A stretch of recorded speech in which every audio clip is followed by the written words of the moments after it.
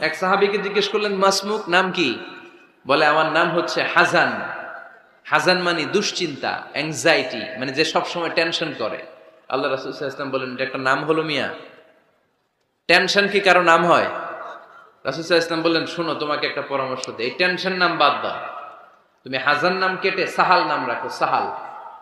এখন হাজান বলে, আমি ছোট্টবেলা থেকে সবাই আমারে চেনে হাজান নাম, এখন আমার নাম যে সাহাল, এটা আবার ঘোষণা দিতে হবে, দরকার নাই। আমার হাজান আছে, এটাই ভালো, টেনশন সমস্যা নাই। ও এবার বাড়িতে চলে যাওয়ার পরে আল্লাহ সব টেনশন ওর মাথার উপরে চাপাইছে। ওর এই বিপদ, ওর ব্যবসায় মন্দা, ওর পেটে ব্যথা, ওর জ্বর, ওর অসুস্থতা, ওর ঘরে শান্তি নেই, একটার পর একটা টেনশন আরো বেড়ে গেছে। সবাই বলে হাজান, ওই যে রাসূল সাল্লাল্লাহু আলাইহি ওয়াসাল্লাম সুন্দর নাম দিয়েছিল, ওইটা নেও না, এই জন্য টেনশন বাড়ছে। যাও রাসূল সাল্লাল্লাহু আলাইহি ওয়াসাল্লামের কাছে ক্ষমা চেয়ে নাম ফেরত করে নিয়ে আসো। হাজান এবার যে বলে, ইয়া রাসূলুল্লাহ, আমার হাজান নামের দরকার নাই, আপনি যেটা সাহাল দিয়েছিলেন ওইটাই ভালো। সাহাল শব্দের তো সহজ। সাহাল মানে কি? ওই সাহাল রাদিয়াল্লাহু তাআলা আনহু বলে, আমি রাসূল সাল্লাল্লাহু আলাইহি ওয়াসাল্লামের কাছে ক্ষমা চেয়ে ওনার দেয়া নাম নিয়ে আসলাম, সাহাল। তারপর থেকে সবাই আমাকে ডাকে সাহাল। সাহাল মানে সহজ। আর ওই দিন থেকে মরার আগ পর্যন্ত আমার জীবনে আর কোনো টেনশন আসে নাই, সব কাজরে আল্লাহ সাহাল অর্থাৎ সহজ করে দিয়েছেন। পড়েন সুবহানাল্লাহ।